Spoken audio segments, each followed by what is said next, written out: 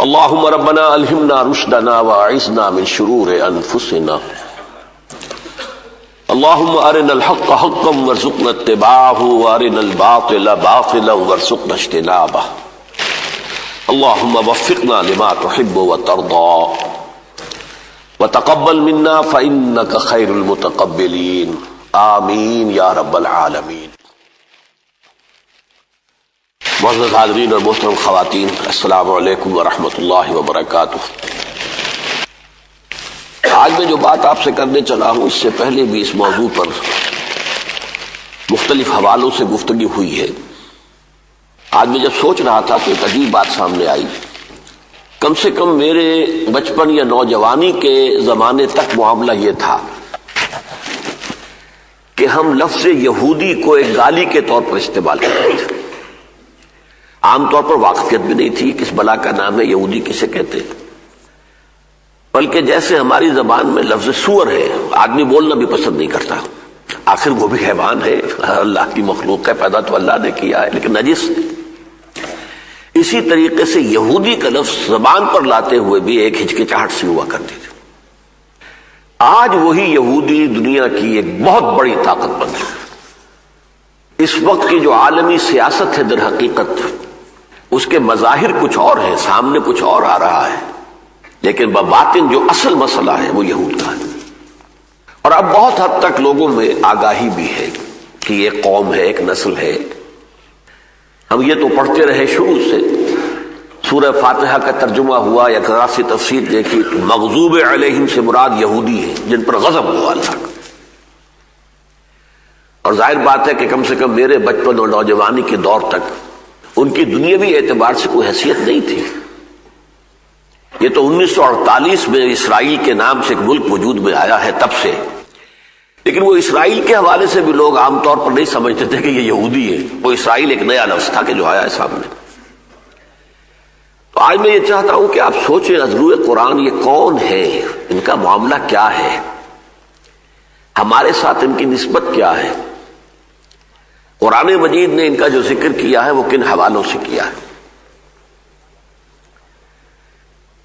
یہ بات جان لیجئے کہ یہود یا بنی اسرائیل ہم سے پہلے کی امت مسلمہ تھی۔ جیسے ہم حضرت محمد صلی اللہ علیہ وسلم کے امتی ہیں، یہ حضرت موسیٰ علیہ السلام کے امتی تھے۔ جیسے حضرت محمد صلی اللہ علیہ وسلم حضرت ابراہیم کی نسل سے ہیں، اسی طرح حضرت اسحاق ان کے دوسرے بیٹے، پھر ان کے پوتے یا حضرت اسحاق کے بیٹے یعقوب جن کا لقب تھا اسرائیل۔ اسرائیل کے معنی ہے عبرانی زبان میں عبداللہ۔ تو حضرت یعقوب جو عبداللہ اسرائیل تھے، ان کے 12 بیٹے تھے، وہ بنو اسرائیل کہلائے، اسرائیل کے بیٹے۔ اور ان 12 بیٹوں سے جو پھر قوم ابھری اور لاکھوں لوگ پیدا ہوئے وہ بنی اسرائیل یا بنو اسرائیل کہلائے۔ تو یہ بنو اسرائیل ایک نسلی قومیت کے اعتبار سے تو یوں سمجھیے کہ حضرت یعقوب کے زمانے سے لے کر اور حضرت موسیٰ علیہ السلام کے زمانے تک بھی موجود تھے، لیکن ان کی حیثیت ایک امت کی نہیں تھی بلکہ ایک قوم کی تھی۔ البتہ ان میں ایک بات تھی جو فضیلت کی تھی پوری دنیا میں، توحید ان کے اندر رچی بسی ہوئی تھی۔ اخلاقی اعتبار سے برائیاں آ گئیں، عمل میں خرابیاں آ گئیں، توحید ایک خدا، بت پرستی سے ہمیشہ یہ مجتنب رہے۔ پھر حضرت موسیٰ علیہ السلام کے زمانے سے انہیں ایک امت کی حیثیت حاصل ہوئی۔ امت بنتی ہے کتاب کی بنیاد پر۔ جب تورات عطا ہوئی انہیں، اب یہ امت بن گئے۔ یہ 1400 قبل مسیح کا واقعہ ہے، حضرت مسیح علیہ السلام سے 1400 برس قبل۔ آج 2000 ہو گئے ہیں حضرت مسیح کے بعد، 2003 میں ہم بیٹھے ہوئے ہیں، تو اس میں 1400 اور ایڈ کیجئے تو 3400 سال قبل آج سے انہیں تورات عطا کی گئی حضرت موسیٰ علیہ السلام کو، اور اس وقت سے یہ امت بن گئے۔ سورہ بنی اسرائیل کی دوسری آیت ہے وَآتَيْنَا مُوسَى الْكِتَابَ وَجَعَلْنَاهُ هُدًى لِبَنِي إِسْرَائِيلَ أَلَّا تَتَّخِذُوا مِن دُونِي وَكِيلًا، اور ہم نے موسیٰ کو کتاب عطا فرمائی اور اسے ہم نے بنی اسرائیل کے لیے ہدایت بنایا۔ اب یہ نوٹ کر لیجئے گا فرق یہیں سے، قرآن ہدل للناس بن کر آیا ہے، پوری نوع انسانی کے لیے ہدایت، اور تورات ہدل لبنی اسرائیل صرف بنی اسرائیل کے لیے ہدایت نامہ تھی۔ یہ ایک فرق کو نوٹ کرتے چلے آئیے۔ بہرحال اس وقت سے یہ امت جو ہے یہ دنیا میں ایک امت مسلمہ کی حیثیت سے قائم رہی۔ ان کا اپنے بارے میں زعم بھی بہت ہو گیا کہ ہم اللہ کے بڑے چہیتے ہیں، لاڈلے ہیں، اور واقعہ یہ ہے کہ ان پر اللہ کا فضل بہت بڑا ہوا ہے، بہت بڑا ہوا ہے، اس میں کوئی شک نہیں۔ حضرت موسیٰ کے ذریعے سے اللہ تعالیٰ نے فرعونیوں کی غلامی سے نجات دلائی۔ بڑے بڑے معجزے جو ہیں، 9 معجزے حضرت موسیٰ کے ذریعے سے دکھائے گئے، اور وہ بھی ابھی ایکسوڈس سے پہلے، مصر سے نکلنے سے قبل۔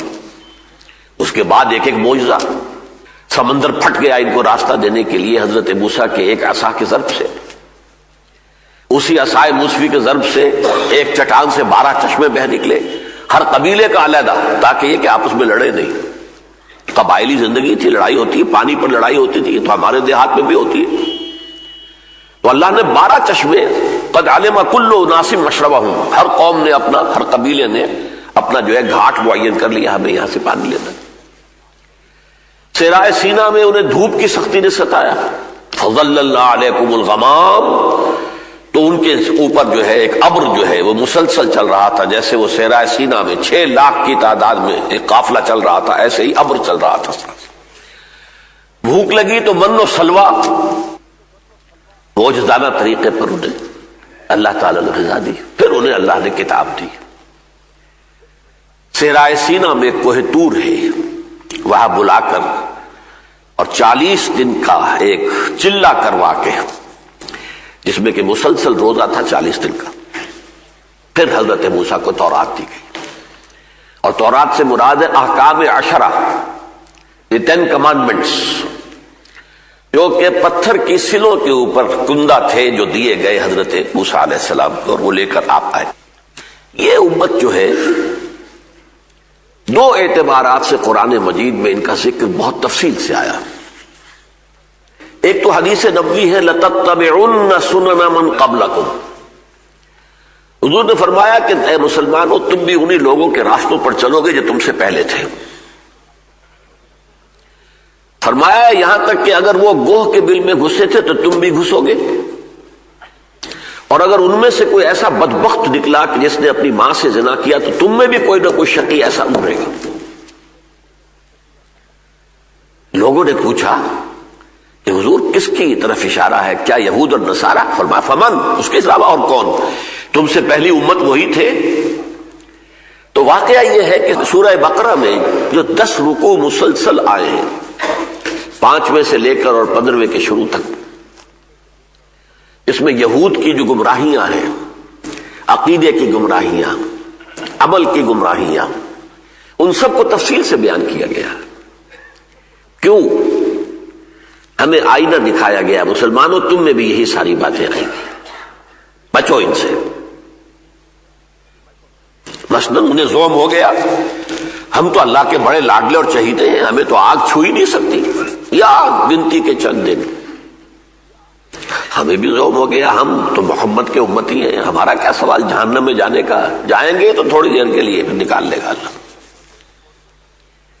اللہ نے نہ تورات میں یہ وعدہ کیا، نہ قرآن میں وعدہ کیا۔ حقیقی ایمان جن کے دل میں ہو وہ تو صحیح ہے کہ اگر ان کے گناہوں کا پلڑا بھاری ہوا نیک اعمال سے تو وہ جہنم میں داخل کیے جائیں گے، اپنے گناہوں کے مقدار جو ہے وہ سزا پا کر پھر نکل آئیں گے۔ لیکن حقیقی ایمان دل میں ہو، یہ سنے کہ جو بھی نام کا مسلمان ہے، ایمان کی رمق کوئی نہیں ہے، اس سے یہ وعدہ نہیں ہے، یہ مسلمانوں سے وعدہ نہیں ہے، مومنین سے وعدہ ہے۔ اب یہ ایک علیحدہ مضمون ہے کہ مسلمان اور مومن میں فرق کیا ہے، میں اس وقت ادھر جا نہیں سکتا۔ اس کے لیے قرآن مجید میں جو فیصلہ کن آیات ہیں وہ سورہ الحجرات کی ہے، 14 اور 15 نمبر آیات۔ قالت الاعراب آمنا قل لم تؤمنوا ولکن قولوا اسلمنا. یہ بدو دعویٰ کر رہے ہیں نبی کہ ہم ایمان لے آئے، ان سے کہہ دیجیے تم ہرگز ایمان نہیں لائے ہو، یہ کہہ سکتے ہو مسلمان ہو گئے. وَلَمَّا يَدْخُلِ الْإِيمَانُ فِي قُلُوبِكُمْ، ابھی تک تو ایمان تمہارے دلوں میں داخل تک نہیں ہوا. تو زبان پر اقرار باللسان جو ہے اس سے ایک مسلمان تو بن گیا آدمی، لیکن یہ کہ مومن بننا تو تب ہوتا ہے جب دل میں یقین پیدا ہو جائے. دلی یقین اگر ہو جائے تو پھر ٹھیک ہے، ورنہ نہیں. اور گمراہیاں بے شمار گمراہیاں. چنانچہ یہ بھی ہمارے اندر گمراہی پیدا ہوئی کہ ہم جب نبی کے پیروکار ہیں تو شفاعت تو ہمارا لازماً حق ہے، حضور ہمارے حق میں شفاعت کریں گے. متعدد احادیث سے معلوم ہوتا ہے کہ صاف کہہ دیا جائے گا کہ نبی یہ آپ کے پیروکار نہیں ہے، اور حضور خود دنیا میں فرما گئے ہیں من رغب عن سنتی فلیس منی، جسے میری سنت پسند نہیں ہے اس کا مجھ سے کوئی تعلق نہیں. یہ کوئی نسلی معاملہ نہیں ہے، یہ عقیدے کا معاملہ ہے، یقین کا معاملہ ہے، عمل کا معاملہ ہے. ایمان اور عمل صالح کی بنا پر سارے وعدے ہیں جو بھی اللہ کے. بہرحال یہ ایک پہلو ہے کہ جو بھی گمراہیاں ان میں آئیں وہ ہم میں بھی آئیں. دوسری حدیث میں نے ابھی آپ کو سنائی ہے کہ حضور نے فرمایا لَيَأْتِيَنَّ عَلَىٰ أُمَّتِي مَا أَتَىٰ عَلَىٰ بَنِي إِسْرَائِيلَ حَسْبُ النَّعْلِ بِالنَّعْلِ. یہ ترمذی شریف کی روایت ہے. حضرت عبداللہ ابن عمرو ابن العاص رضی اللہ تعالی عنہما اس کے راوی ہیں. حضور نے فرمایا میری امت پر بھی وہ سارے حالات وارد ہو کر رہیں گے جو بنی اسرائیل پر ہوئے. بالکل ایسے جیسے ایک جوتی کے جوڑے کی دو جوتیاں ایک دوسرے کے مشابہ ہوتی ہیں. اب یہ مثال جو آپ نے دی تشبیہ بڑی فصاحت اور بلاغت والی ہے. دیکھیے جوتیوں کا جوڑا رکھا ہوا ہو زمین پر تو وہ مختلف نظر آئیں گے، ایک کا رخ ادھر ہے ایک کا رخ ادھر ہے پنجے کے حساب سے. تلوے ملا دیجئے تو بال برابر فرق نہیں. تو ظاہر بات ہے کہ ان دو امتوں میں 2000 سال کا فصل ہے.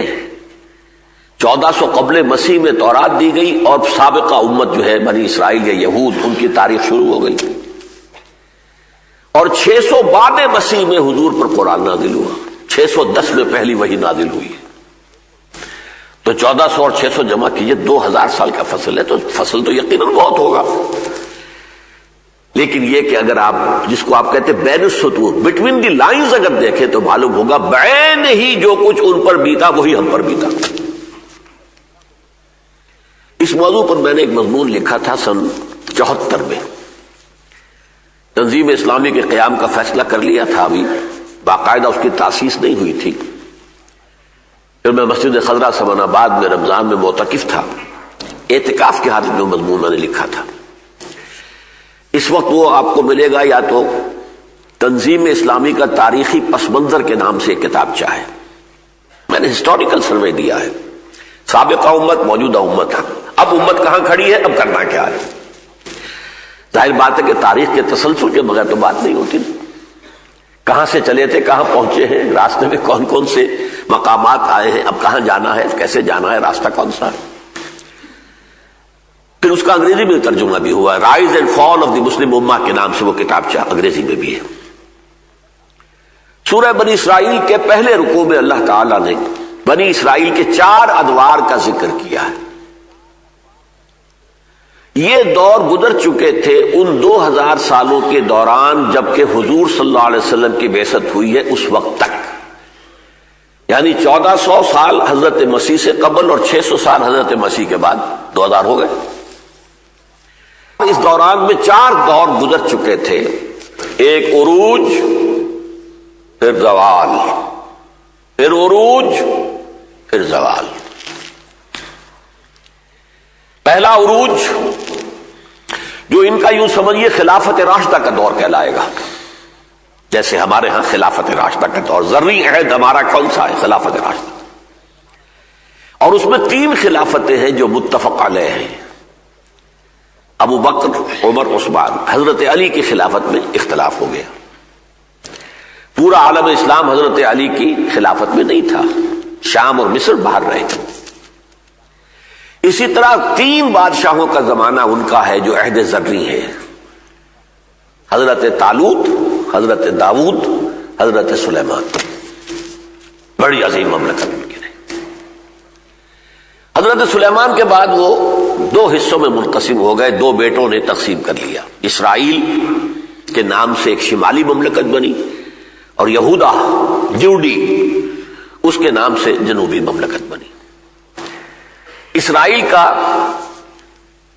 پایا تخت تھا سامریہ، یہودا کا یروشلم، اور حضرت سلیمان علیہ السلام نے یروشلم میں ہیکل تعمیر کیا، مسجد بنائی، لیکن اسے ٹیمپل کہتے ہیں یہ لوگ، ٹیمپل آف سولومن، ہیکل سلیمانی. یہ پہلا عروج کا دور تھا. لیکن حضرت سلیمان کے فوراً بعد زوال کا آغاز ہو گیا، تقسیم ہو گیا تو زوال ہو گیا. پھر ان کے اندر اخلاقی اعتقادی گمراہیاں جو آئی ہیں، دنیا پرستی، شہوت پرستی، نفس پرستی، دولت پرستی، اس کے نتیجے میں البتہ توحید برقرار رہی ان کی، اس میں کوئی شک نہیں. اخلاقی خبریں جو بھی آئی ہیں لیکن توحید قائم رہی. لیکن یہ کہ اللہ تعالیٰ نے ان پر پھر عذاب کے کوڑے برسائے. میں نے آج آپ کو ایک تو وہ آیت سنائی جو قرآن مجید میں صرف سورہ بقرہ میں 2 مرتبہ وارد ہوئی ہے. 6 رکوع کی پہلی آیت بھی یہ ہے اور 15ویں رکوع کی پہلی آیت بھی یہ ہے. یا بنی اسرائیل اذکروا نعمتی التی انعمت علیکم وانی فضلتکم علی العالمین. اے بنی اسرائیل، ذرا میرے اس انعام و اکرام کو یاد کرو جو میں نے تم پر کیا تھا. میں نے تمہیں تمام جہان والوں پر فضیلت دی تھی. یہ قرآن کہہ رہا ہے، یہ تورات نہیں ہے، تالمود نہیں ہے، قرآن کہہ رہا ہے. لیکن پھر وہی قرآن ہے جو کہتا ہے ضربت علیہم الذلۃ والمسکنۃ وباؤوا بغضب من اللہ. ان پر ذلت اور مسکنت تھوپ دی گئی اور وہ اللہ کے عذاب کو لے کر لوٹے. یہاں اصل نقطہ کیا ہے کہ کیوں ایک امت محبوب ہوتی ہے اور کیوں ایک امت مغضوب ہو جاتی ہے. وہی امت، اس کو میں بعد میں بیان کروں گا. اس وقت یہ نوٹ کر لیجئے کہ پھر اللہ تعالیٰ کا پہلا عذاب ان پر آیا 700 قبل مسیح میں. اشوریوں نے شمال سے آ کر حملہ کیا اور اسرائیل کی مملکت ختم کر دی. 100 سال بعد 586 قبل مسیح میں مشرق سے بیبیلونیا، یہ اصل میں آج کا عراق ہے، یہ عراق اور اسرائیل کی دشمنی اس وقت سے چلی آ رہی ہے، نوٹ کر لیجیے. حضرت مسیح سے 600 برس قبل 587 قبل مسیح میں بیبیلونیا کا، عراق کا بادشاہ تھا بخت نصر جس کو کہتے ہیں، نیبوکڈنیزر. اس نے آ کر جو ان کے اوپر عذاب الہی اس کے ہاتھوں آیا، اللہ تعالیٰ کا عذاب تھا اس کے ہاتھوں آیا. لیکن یہ کہ 6 لاکھ اس نے قتل کیے یہودی. 6 لاکھ کو یروشلم کی آبادی کل 12 لاکھ تھی، 6 لاکھ کو وہ کیپٹیو بنا کر لے گیا بیبیلونیا. یروشلم کی ایک اینٹ سلامت نہیں رہی، 2 اینٹیں جڑی نہیں رہی، ہیکل سلیمانی گرا دیا گیا. وہی زمانہ تھا جب حضرت عزیر علیہ السلام نے جب دیکھا اس یروشلم کو تو ان کی زبان پر کیا الفاظ آ گئے تھے؟ انا یحیی ھذہ اللہ بعد موتھا. یہ شہر جس طرح برباد ہوا ہے اب اللہ اسے دوبارہ کیسے آباد کرے گا؟ نبی نے اللہ کے عزیر علیہ السلام، لیکن تباہی اس درجے کی تھی، کوئی 2 اینٹیں سلامت نہیں، ہیکل ختم، ایک متنفس نہیں. پھر سورہ بقرہ میں ہے نا فاماتہ اللہ 100 عام، اللہ تعالیٰ نے انہیں 100 برس تک کے لیے موت ان پر طاری کر دی. پھر انہیں اٹھایا. میں تفصیل میں نہیں جا سکتا، میں صرف حوالے دے رہا ہوں. سورہ بقرہ ہی میں یہ پوری تفصیل موجود ہے. بہرحال یہ ان پر عذاب الہی کا پہلا دور عروج، دوسرا زوال. زوال کی انتہا 587 قبل مسیح، ہیکل سلیمانی، مسمار، یروشلم ختم، اینٹ سے اینٹ بجا دی گئی جسے کہتے ہیں. اور یہ لے جائے گئے جو بھی بچے کھچے تھے کیپٹیوز کی حیثیت سے، جیسے بھیڑوں بکریوں کے ریوڑ ہانک کے لے جاتے، پیدل چلا کر ان کو لے جایا گیا اور 150 برس یہ رہے ہیں وہاں کیپٹیوٹی میں. یہ ان کی تاریخ ہے. پھر حضرت عزیر علیہ السلام کو اللہ نے مبعوث کیا. ان میں ایک دعوت تجدید ایمان، توبہ، اللہ کی جناب میں توبہ کرو، ہوش میں آؤ، اپنے عمل درست کرو، اپنے اخلاق درست کرو، تو اللہ تعالیٰ تم پر رحم فرما دے گا۔ اس کے نتیجے میں اللہ نے رحم فرمایا۔ سائرس جو سورہ کہف میں جن کا ذکر ہے، ذوالقرنین، یہ ایران کے بادشاہ تھے اور بہت نیک آدمی تھے۔ انہوں نے عراق پر حملہ کیا، بیبیلونیا پر، بیبیلونیا کی سلطنت کو ختم کیا اور انہیں آزادی دے دی، تم واپس جاؤ، جا کر اپنا شہر جو ہے یروشلم آباد کر لو۔ یہ محسن اعظم ہے ذوالقرنین یہود کے۔ یہی وجہ ہے کہ یہودیوں نے سکھایا تھا کہ یہ سوال کرو ذرا محمد سے کہ اگر نبی ہے تو بتائیں ذوالقرنین کون تھے اور یہ اصحاب کہف کون تھے۔ یہ سوالات 3 تھے نا جو کروائے تھے امتحانی طور پر، جن کا جواب سورہ کہف میں آیا۔ بہرحال اس کے بعد سے ان کا ایک دوسرا دور عروج کا شروع ہوا، یہ واپس آئے، انہوں نے پھر دوبارہ ہیکل سلیمانی جو ہے وہ مسجد تعمیر کی، پھر مکابی پاور، ایک بڑی زبردست سلطنت جو ہے وہ قائم رہی۔ یہ دوسرا عروج ہو گیا، پھر زوال آ گیا، پھر وہی عیش پرستی، وہی نفس پرستی، وہی دولت پرستی، وہی شہوت پرستی، پھر عذاب آیا۔ یہ دوسرا زوال تھا۔ پہلے یونانیوں نے حملہ کیا، سکندر اعظم رونتا ہوا گزر گیا، اس کے بعد اس کا جو بڑا جرنیل تھا سلیوکس، اس کی حکومت قائم رہی۔ وہ ذرا ہٹے تو پھر رومنز آ گئے، انہوں نے پیسا ان کو، یہاں تک کہ سن 70 عیسوی، اب یہ ذہن میں رکھیے، سن 70 عیسوی حضرت عیسیٰ اب آ چکے ہیں، رفع آسمانی ہو چکی ہے ان کی، اس وقت وہاں رومنز کا اقتدار تھا۔ پائلیٹس پونٹس رومن گورنر تھا، جس کے حکم سے بقول ان کے حضرت مسیح کو سولی پر چڑھایا گیا، اس لیے کہ یہودیوں کے علماء نے کہا تھا یہ مرتد ہے، واجب القتل ہے۔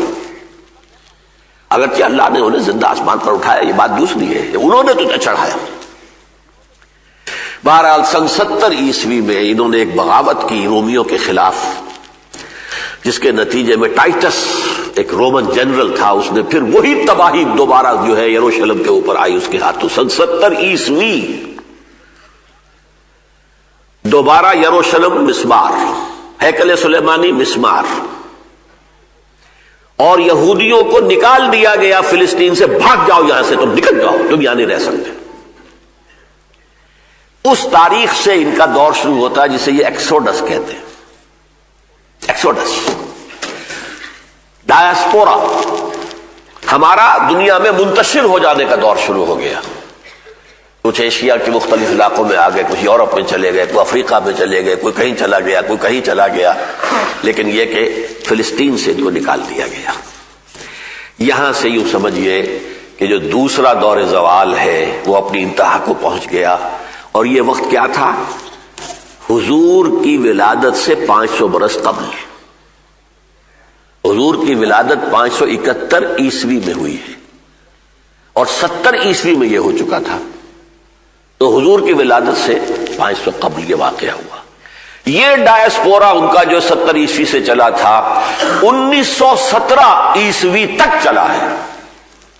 1847 برس ان پر ایسے گزرے ہیں کہ ان کا کوئی عمل دخل فلسطین میں نہیں تھا، بالکل۔ یہ میں نے آپ کو یہود کی تاریخ کا اجمالی تجزیہ کیا، جو سورہ بنی اسرائیل کے پہلے رکوع کی 4-5 آیات میں آیا ہے۔ وَقَضَيْنَا إِلَىٰ بَنِي إِسْرَائِيلَ فِي الْكِتَابِ لَتُفْسِدُنَّ فِي الْأَرْضِ مَرَّتَيْنِ وَلَتَعْلُنَّ عُلُوًّا كَبِيرًا۔ اب اسی کے آئینے میں دیکھیے، مسلمانوں کا پہلا دور عروج، عربوں کی زیر قیادت، خلافت راشدہ، پھر بنو امیہ، بنو عباس، زبردست سلطنت، دنیا میں ڈنکا بج رہا ہے۔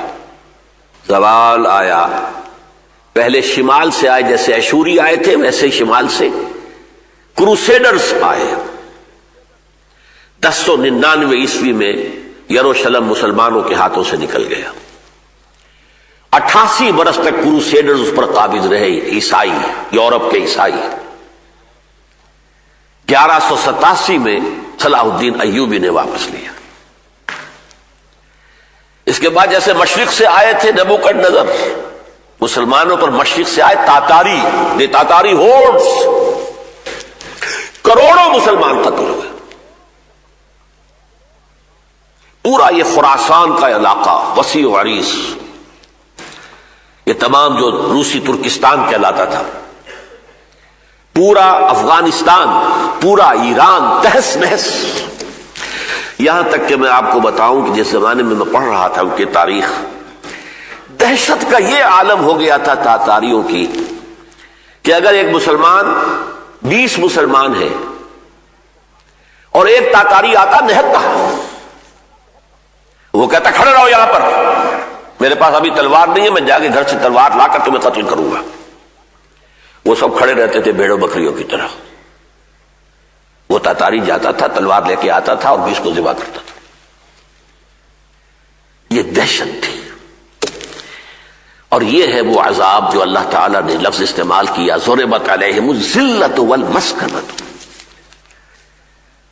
قتل ہو جانا اور ہے، شکست ہو جانا اور ہے، اصل سبب کیا ہوتا ہے؟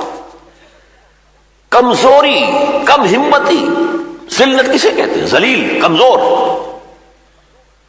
مسکنہ، بے ہمتی۔ قوم کے اندر سے مقاومت، مقابلے کی طاقت ختم ہو جاتی۔ اب اس کی مثال سمجھ لیجیے آپ، بھائی تم 10 آدمی ہو، 20 آدمی ہو، مارو اس کو، ایک کو، تاتاری ہے، تاتاری ہے، تاتاری ہے، تاتاری ہے۔ یہ ہمارا زوال جو ہے 1258 میں بنو عباس کا آخری خلیفہ، اسے محل سے نکالا گیا مستعصم باللہ کو تاتاریوں نے، اور ایک جانور کی کھال میں لپیٹ کر سڑک پر ڈال دیا اور اس کے اوپر سے پھر گھوڑے دوڑا دیا۔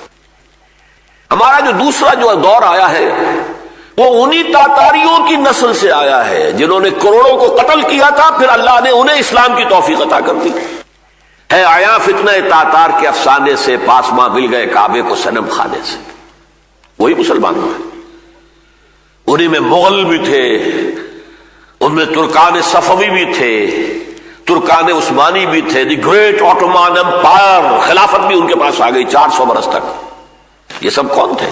عرب نہیں تھے، یہ اصل میں ترکس، مغلس، تاتاریس۔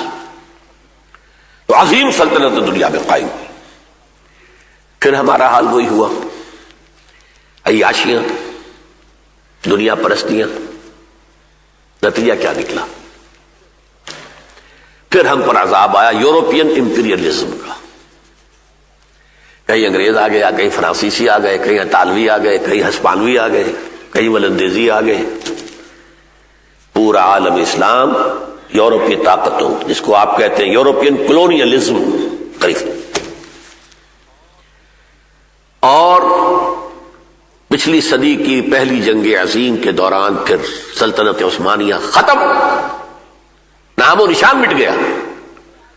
جو 3 بر اعظموں پر محیط تھی، پورا شمالی افریقہ، پورا مغربی ایشیا، پورا مشرقی یورپ، ایک عظیم مملکت، نام و نشان ختم۔ چھوٹا سا ملک ترکی باقی رہ گیا، یا اس کے باقیات الصالحات ہیں، یہ بوسنیا میں ہے، یہ کوسوو میں ہے، یہ میسیڈونیا میں ہے، یہ فلاں ہے، یہ فلاں ہے، یہ اس کے باقیات الصالحات ہیں۔ اس ٹرک ڈومینیشن کے دور کے یہ بچے کچھ اثرات ہیں۔ بلغاریہ میں ہے، یوگوسلاویہ میں ہے، یہ مشرقی یورپ جو کہ پورا کا پورا ترکوں کے زیر نگین تھا، ان کی عظیم سلطنت اور مملکت۔ یہ 4 دور ہم پر مکمل ہو گئے تھے۔ 5واں دور میں نے آپ کو بتایا کہ یہود کا شروع ہوا پچھلی صدی کے آغاز میں۔ 1897 میں زائنزم کی ایک موومنٹ شروع ہوئی اور پروٹوکولز انہوں نے اپنے معین کیے۔ 20 برس کے اندر اندر انہوں نے اتنا اثر و رسوخ حاصل کر لیا کہ برطانیہ جو اس وقت کی سپر پاور تھی، پوری دنیا کی عظیم ترین مملکت، جس کے بارے میں کہا کرتے تھے، ہم بھی کہتے تھے بچپن میں، جس پر سورج غروب نہیں ہوتا، وہ عظیم سلطنت گریٹ برٹن، اس کے ذریعے سے سند مل گئی یہودی واپس آ کر فلسطین میں آباد ہو سکتے ہیں۔ 1917 کا بالفور ڈکلریشن، یہ آئے کچھ جائز طریقے سے، کچھ ناجائز طریقوں سے، دباؤ ڈال کر دھونس سے، دھن سے، فلسطینیوں سے جو وہاں آباد تھے، ان کی جائیدادیں خریدی، مکان خریدے، ان کے کھیت خریدے، دھن سے اس طرح کہ کہا بھائی تمہارے مکان کی کیا قیمت، کیا مانگتے ہو؟ اس نے کہا 2 لاکھ، 3 لاکھ دیتا ہوں لیکن کل نکل جاؤ یہاں سے۔ پیسہ بے تحاشا تھا، بینکرز کی موومنٹ تھی، پورے یورپ کو جکڑا ہوا تھا اپنے بینکنگ کے نظام کے اندر، زائنسٹ۔ اس کے بعد یوں سمجھیے کہ 31 برس کے بعد 1948 میں اسرائیل قائم ہو گیا۔ اب یہودی دنیا کی سطح پر آیا، ایک مملکت، ایک چھوٹی سی اپنی حکومت۔ یہ ہے وہ معاملہ جس سے کہ آج ہم دو چار ہیں۔ میں نے جو وہ مضمون جس کا میں نے حوالہ دیا جو سن 74 میں لکھا تھا، میری کچھ خوش فہمی تھی، رجائیت تھی۔ میں نے اس میں لکھا تھا کہ شاید امت مسلمہ کے زوال کے آخری نقطے تک ہم پہنچ چکے ہیں، اب ہمارا عروج شروع ہو جائے گا دوبارہ۔ ایک وقت تھا نا جب کہ حالی نے کہا تھا، اے خاصہ خاصان رسول وقت دعا ہے، امت پہ تیری آ کے عجب وقت پڑا ہے، وہ دین جو بڑی شان سے نکلا تھا وطن سے پردیس میں، وہ آج غریب الغربا ہے۔ پستی کا کوئی حد سے گزرنا دیکھے، اسلام کا گر کر نہ ابھرنا دیکھے، مانے نہ کبھی کہ مد ہے ہر جزر کے بعد دریا کا ہمارے جو اترنا دیکھے۔ لیکن اس کے بعد ایک رینائسنس شروع ہوا، تحریکیں شروع ہوئی۔ مسجوبی پارٹی انڈونیشیا میں، جماعت اسلامی ہندوستان میں، تبلیغی جماعت ہندوستان میں، فدائیین ایران میں، اخوان المسلمون مصر میں اور عرب میں، اور سعید نورسی کی تحریک ترکی میں، وغیرہ وغیرہ۔ توقع ہوئی تھی کہ اب ہم بھی جاگ رہے ہیں۔ یہودیوں کو بھی دوبارہ عروج ہوا، ان کا عروج ہو رہا 1847 سال کے بعد، سن 70 عیسوی سے اور 1917 تک، جبکہ انہیں دوبارہ آ کر آباد ہونے کی اجازت ملی۔ ہم بھی ایک ایک کر کے آزاد ہو گئے۔ ہندوستان میں سے بھی 2 ٹکڑے مسلمانوں کے آزاد حکومت کے بن گئے، مشرقی مغربی پاکستان۔ باقی یہ کہ انڈونیشیا آزاد ہو گیا، ملائیشیا آزاد ہو گیا، عرب ممالک ایک ایک کر کے آزاد ہوتے چلے گئے۔ تو مجھے بڑی خوش فہمی تھی کہ غالباً ہمارے دوسرے زوال کا جو آخری انتہائی مقام تھا زوال کا، وہ اب گزر چکا، جبکہ 1967 میں اسرائیل نے عربوں کو شرمناک شکست دی۔ اسرائیل جب قائم ہوا تھا بہت چھوٹی سی چیز تھا۔ سن 67 میں اس نے سینائی پیننسولا لے لیا مصر سے، گولان ہائٹ لے لیے شام سے، ویسٹ بینک پورا لے لیا اردن سے، جارڈن سے، اور بیت المقدس جو اس وقت ڈیوائیڈڈ تھا، آدھا یہودیوں کے پاس تھا، آدھا مسلمانوں کے پاس تھا، اور مسجد اقصی اور قبۃ الصخرہ یہ مسلمانوں کے پاس تھے۔ لیکن سن 67 میں پورا ویسٹ بینک بشمول پورے یروشلم کے ان کے قبضے میں چلا۔ بدترین شکست، 6 Days War of 1967 یاد کیجئے۔ لیکن اتنی ہی شرمناک شکست ہمیں ہوئی سن 71 میں مشرقی پاکستان میں۔ 95,000 پاکستانی کڑیل جوان ہندو کے قیدی بنے، ملک 2 ٹکڑے ہو گیا۔ اس کے بعد جو ویو آئی تھی غالباً 74 یا 73 میں، جو وہ ہمارا مسلمان ممالک کا کہ یہ کانفرنس ہوئی تھی لاہور میں، تمام سربراہان مملکت جو تھے مسلمانوں کے جمع ہوئے تھے، بس وہ بڑا یوفوریا سا تھا۔ معلوم ہوتا ہے کہ وہ جو اقبال نے بات کہی تھی، شاید اس کا وقت آ گیا ہے کہ کتاب ملت بیضا کی پھر شیرازہ بندی ہے، یہ شاخ ہاشمی کرنے کو ہے پھر برگوبر پیدا۔ لیکن میں افسوس کے ساتھ یہ عرض کر رہا ہوں، سن 74 کی بات کو اب 28 برس ہو گئے، اب میری رائے بدل گئی ہے۔ ہم پر ہمارے زوال کا ابھی آخری نقطہ نہیں آیا۔ بہت بڑی تباہی، بہت بڑی تباہی، بہت بڑی تباہی آ رہی ہے۔ اب یہاں میں وہ نقطہ واضح کر دینا چاہتا ہوں، اللہ تعالیٰ اپنی محبوب امت پر عذاب کیوں بھیجتا ہے؟ یہ جو بات انہیں جو ہو گیا تھا، یہ زوم نحن ابناء اللہ واحباؤہ، we are the chosen people of the Lord, آج بھی ہر یہودی کے دل میں ہے یہ، we are the chosen people of the Lord. قرآن تصدیق کرتا ہے، اخترناہم علی علم ہم نے انہیں پسند کیا تھا، چنا تھا اپنے علم کی بنیاد پر. ایسی قوم پر پھر ایسے ایسے عذاب آئے. کیوں؟ جس قوم کے پاس اللہ کی کتاب ہو اور شریعت ہو، وہ گویا کہ اللہ کی زمین پر اللہ کی نمائندہ ہوتی ہے، ریپرزینٹیٹو آف اللہ آن ارتھ. اگر وہ شریعت کو پسے پش ڈالتی ہے، کتاب کو پیٹھ کے پیچھے پھینکتی ہے، وہ کافروں سے زیادہ بڑھ کر مجرم ہے. عذاب اس لیے آتا. جب ہمارا وہی حال ہو گیا، شریعت محمدی کے حامل، قرآن کے حامل قرآن. اقبال نے جو نظم لکھی تھی اپنی زندگی کی آخری نظموں میں سے ہے، یہ ابلیس کی مجلس شورا، کبھی پڑھیے اس کو.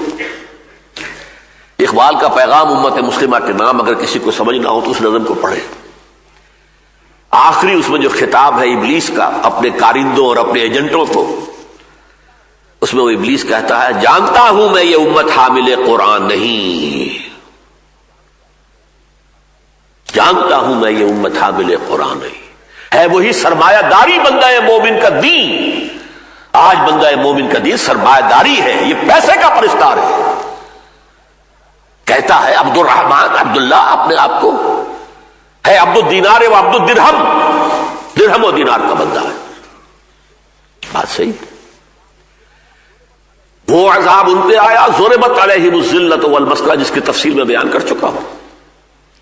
وہی عذاب آج ہم پر ہے، اور ایک بہت بڑا سیلاب عذاب کا جو آ رہا ہے.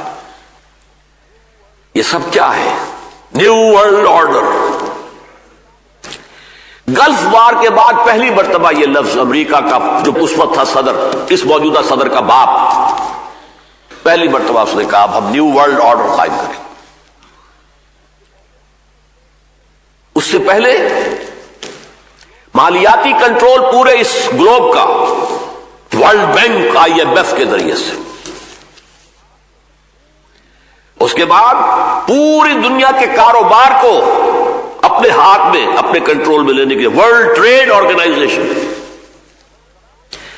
پوری دنیا کی زراعت کو اپنے قبضے میں لینے کے لیے ٹرپس.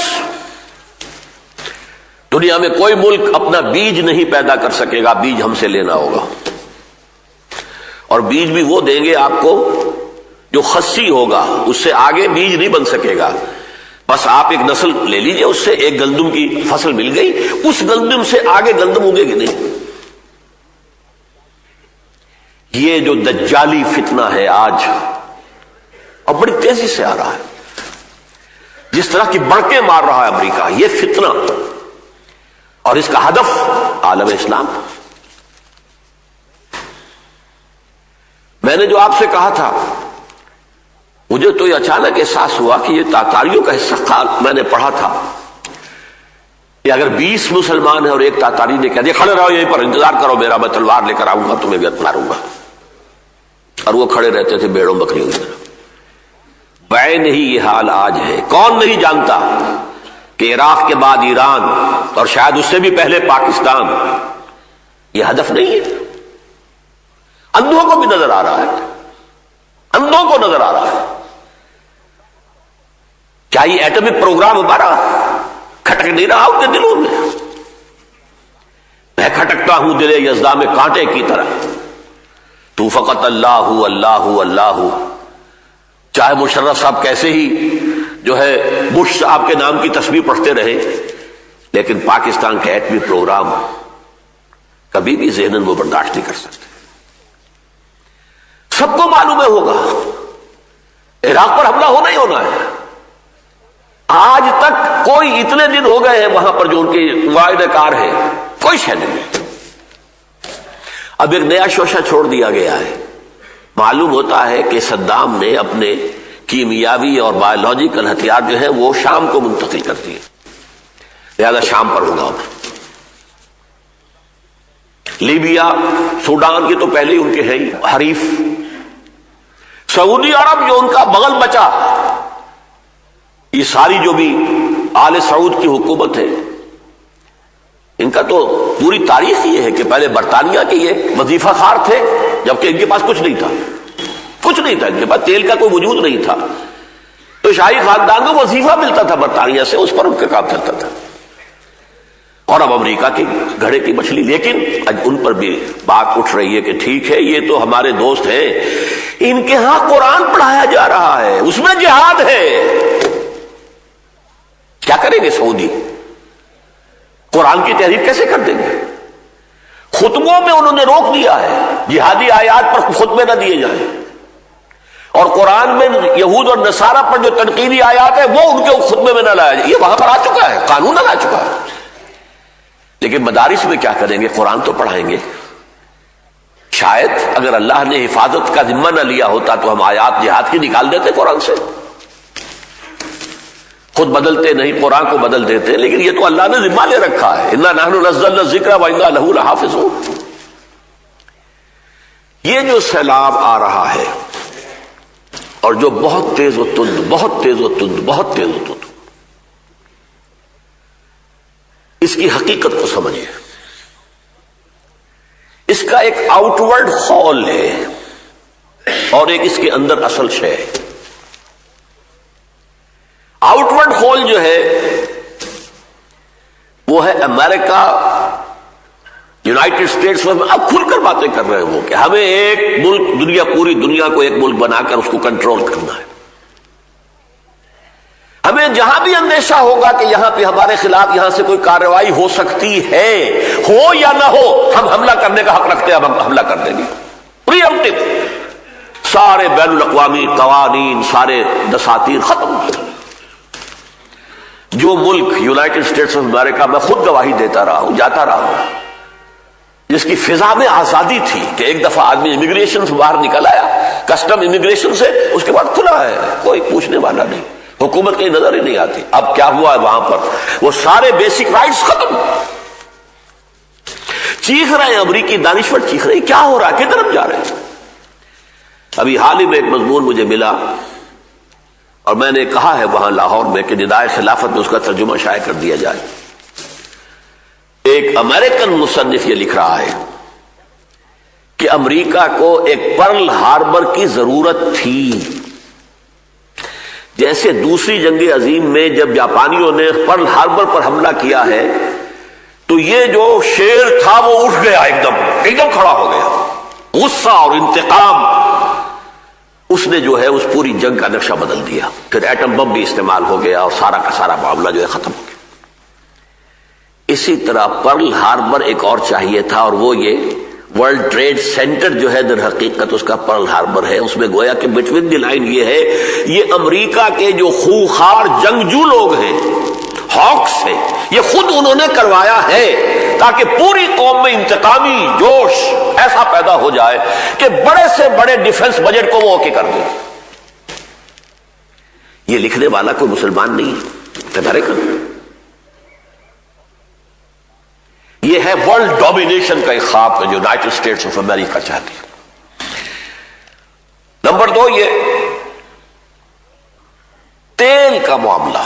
اپنی قوم کو جو انہوں نے، حالانکہ 3 لاکھ افراد کے وہاں پر جلوس نکلے ہیں جنگ کے خلاف، عراق کے خلاف، کہ عراق پر کوئی حملہ نہ کیا جائے، لیکن انتخابات میں ریپبلکن پارٹی جیت گئی. انہوں نے ایسے سوگوار دکھا رکھے ہیں کہ ہماری ساری معیشت کا دار و مدار تیل پر ہے، اور تیل کے سب سے بڑے ذخائر جو ہے سعودی عرب میں اور عراق میں ہیں، ہمیں ان پر قبضہ کرنا ہے. تو امریکہ کے جو باہر کا خول ہے جو کچھ ہو رہا ہے، اس میں تو امریکہ سامنے ہے نا، اسرائیل پیچھے ہے. اسرائیل کی تو پروٹیکشن چاہتے ہیں وہ صرف. چنانچہ گلف وار کے بعد آپ کو یاد ہوگا کہ جو کمانڈر ان چیف تھا شواس کرافٹ، اس نے صاف کہہ دیا تھا we fought this war for the protection of Israel. اس لیے کہ عرب ممالک میں صرف ایک ہے، بیلیگرنٹ ہے یہ صدام حسین.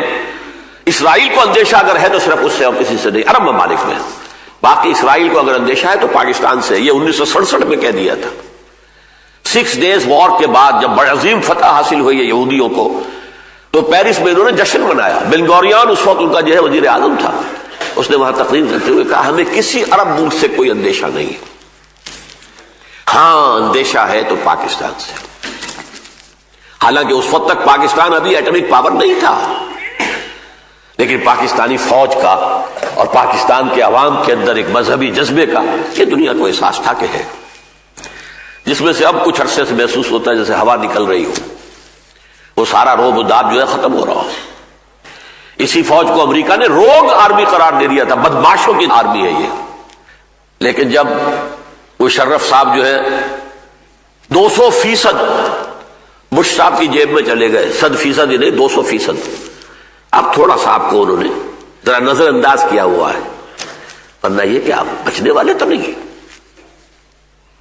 سارے عرب ممالک کو محسوس ہو رہا ہے، ان کی آنکھوں کے سامنے ہو رہا ہے جو کچھ ہو رہا ہے فلسطین کے اندر۔ آج اتنے گھر اڑا دیے، فلاں شخص کو پکڑا مار دیا۔ کہاں اسرائیل کے اندر ایک فلسطینی ریاست کے قیام کا مرحلہ آ گیا تھا، اوسلو ایکارڈ سے لے کر اور وائی ریور ایکارڈ اور واشنگٹن ایکارڈ اور فلاں ایکارڈ، اور اب تو فلسطینی ریاست قائم ہونے ہی کی بات تھی۔ کہاں یہ سب نسیم منسیہ ہوا ہو گئی باتیں، سارا قبضہ کیا ہوا، جب چاہے جدھر چاہے دندناتا ہوا اپنے ٹینک لے جائے۔ آج اتنے مسلمانوں کو مار دیا، آج اتنوں کو مار دیا، آج اتنے گھر اڑا دیا، آج اتنے گھر اڑا، اور صاف کہہ رہا ہے وہ شیرون صاحب کہہ رہا ہے ہم ان کی کمر توڑ دینا چاہتے ہیں، کوئی ایکٹیوسٹ باقی نہ رہے۔ اور یہ الفاظ اب کہے جا رہے ہیں کہ زیادہ سے زیادہ انہیں وہ سٹیٹس دیا جائے گا جو امریکہ میں جو اصل امریکہ کے رہنے والے ہوتے تھے، ریڈ انڈینز، جس طرح ان کو بس تھوڑے ریزروز کچھ بنا دیے گئے تھے کہ تم ان علاقوں میں رہ سکتے ہو، بس سول رائٹس تمہارے اور کوئی حق تمہارا نہیں۔ وہ ایک پرزرو کرنے کے لیے انہیں وہ گویا کہ ایک طرح کا چڑیا گھر بنانے کے حد تک جو ہے آج یہ حال دیکھ رہے ہیں، 30 کروڑ عرب دیکھ رہے ہیں۔ یہ ہے وہ ضربت علیہم الذلۃ والمسکنہ۔ 1.5 ارب انسان ہے مسلمان دنیا میں، 60 مسلمان ملک ہے دنیا میں۔ مجال نہیں کہ اب بھی کوئی خیال ہو کہ کہیں کسی طرح جمع ہو جائیں، کوئی جڑے، کوئی بیٹھ کر سوچیں کیا طوفان آ رہا ہے، کیا ہمارے ساتھ ہو رہا ہے۔ ہم بڑے دوست ہیں امریکہ کے، اور ہمارے شہریوں کے ساتھ امریکہ میں جو حشر ہو رہا ہے۔ ایک مسلمان پروفیسر کینیڈا سے چلتا ہے، واشنگٹن میں ایک کانفرنس میں اسے شرکت کرنی ہے، دعوت نامہ آیا ہوا ہے، لیکن جرم صرف یہ ہے کہ پاکستان میں پیدا ہوا تھا، وہ کینیڈین شہریت ہے۔ 14 گھنٹے اسے خراب کیا ہے، تنگ آ کر اس نے کہا کہ چھوڑو میں جا رہا ہوں واپس، کہ واپس بھی نہیں جا سکتے جب تک کہ تمہارے فنگر پرنٹس نہ لے لیے جائیں اور تمہارے فوٹو، اب جا بھی نہیں سکتے۔ یہ ہو رہا ہے، اور ہماری حکومت ڈاکٹر عامر عزیز کو اٹھا کر لے گئے تھے، ڈاکٹر احمد خواجہ انتہائی نیک آدمی، انتہائی نیک آدمی۔ اب ظاہر بات ہے کہ جو لوگ نیک ہیں انہی کے اندر تو کوئی جذبہ تھا نا کہ کوئی افغانوں کی مدد کرے۔ افغان جو لوگ دنیا دار پیٹ کے بندے ہیں، انہوں نے کہا ہے کچھ سوچنا تھا کہ کیا ہو رہا ہے ہمارے پڑوس میں، جن کو کچھ خیال تھا کہ ملت اسلامیہ کا خیال تھا، قوت اسلامی کا خیال تھا، انہوں نے کوئی مدد کی ہے نا۔ لیکن یہ اب اتنا بڑا جرم ہے، خاندان کے 9 افراد ایک رات میں اٹھا کے لے گئے، کراچی سے گئے ہوئے ان کے ماموں جو ہیں 80 برس کے، ان کو بھی لے گئے، اور یہ پاکستان میں ہو رہا ہے۔ کہاں ہے ہماری حاکمیت؟ Where is that sovereignty؟ کھیل ہے جس کے اندر لگا دیا گیا ہے، کھیلو، الیکشن ہے، یہ ہے، وزارتیں ہو رہی ہیں، یہ چلو کرتے رہو، یہ تمہارا میوزیکل چیئر ہے، اصل اختیار کس کے پاس ہے آج؟ یہ ہے اصل میں وہ عذاب۔ اور یہ نوٹ کر لیجئے، میں نے چونکہ یہود کی تاریخ سے اس کا تقابل کیا ہے، یہود کا سابقہ امت کا جرم اکیرا ہے، ہمارا دوہرا ہے۔ کیوں؟ یہود کے ذمے یہ کام نہیں تھا کہ وہ اللہ کی دین بقیہ دنیا تک بھی اس کی دعوت پہنچائے، ان پر صرف یہ تھا کہ عمل کرو، تمہیں جو تورات دی گئی، کتاب دی گئی، اس پر عمل کرو۔ بے عملی یا بد عملی کے مجرم تھے، یہ نہیں کہ ان کے ذمے یہ تھا کہ اسے پہنچانا بھی ہے پوری دنیا تک، نہیں۔ خدل بنی اسرائیل، وہ کتاب بھی دی گئی تھی تو بنی اسرائیل کے لیے دی گئی تھی صرف، یہاں تک کہ عیسیٰ بھی بھیجے گئے تو رسولاً الی بنی اسرائیل، صرف بنی اسرائیل کی طرف رسول بنا کر بھیجے گئے تھے۔ محمد الرسول اللہ صلی اللہ علیہ وسلم وما ارسلناک الا کافۃ للناس بشیرا ونذیرا، ہم نے آپ کو نہیں بھیجا ہے محمد مگر تمام دنیا والوں کے لیے بشیر و نذیر بنا کر۔ اس اس امت کے ذمہ یہ تھا کہ تم خیر امت ہو اخرجت للناس، کنتم خیر امت اخرجت للناس تأمرون بالمعروف وتنہون عن المنکر وتؤمنون باللہ. ہمارے ذمہ تو پوری دنیا تک اسلام کو پہنچانا تھا. وجہ یہ کہ ہم نے خود بھی اسلام کا دامن چھوڑ دیا. پوری دنیا میں کوئی ملک نہیں جسے ہم پیش کر سکیں یہ اسلام کی ایک مثال ہے، نمونہ ہے. اور سب سے بڑی بدبختی ہماری، ہم نے ہندوستان کو تقسیم کرایا، بہت خونی لکیر کھنچوائی، لاکھوں آدمی مارے گئے، ہزارہ عصمتیں لوٹی اسلام کے نام پر. وہ اسلام آج تک نہیں ہے. یہ فحاشی پریانی اب اس تیزی سے بڑھ رہی ہے. 33% خواتین یونین کونسل کے لیول کے اوپر بھی لا کر میدان میں بٹھا دی گئی. اور یعنی کا، بے حجابی کا، مخلوط معاشرت کا جو سیلاب یہاں اب آ رہا ہے، کبھی نہیں آیا. پوری دنیا میں کہیں نہیں ہے کہ 33% جو ہے خواتین کے لیے ریزرو ہو، پوری دنیا میں نہیں. بڑے سے بڑے ترقی یافتہ ممالک جو کہلاتے ہیں دعوے دار ہے، کیا امریکہ میں ہے، کیا برطانیہ میں ہے، کہاں ہے؟ کہیں نہیں. یہ ایک سوشل انجینئرنگ پروگرام ہے کہ جو یونائٹڈ نیشنز نے دیا ہے عالم اسلام کو برباد کرنے کے لیے، کہ جو تہذیب ہماری ہے وہی تمہاری ہو جانی چاہیے اور جلد از جلد ہو جانی چاہیے. ہم نے جو کام صدیوں میں جو راستہ طے کیا ہے تمہیں جلد از جلد کرنا ہے. ان حالات میں بچاؤ کی صرف ایک صورت ہے.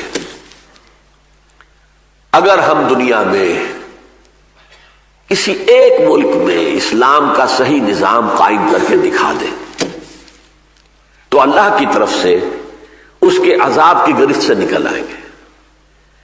Then we shall be representing Islam in the true sense.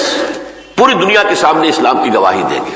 شہداء علی الناس ہمیں بنایا گیا، تم گواہی دو اسلام کی پوری دنیا کے اوپر. افسوس یہ ہے، سب سے بڑا افسوس، سب سے بڑا افسوس، اولا لک فاولا ثم اولا لک فاولا، وہ ملک جو اسلام کے نام پر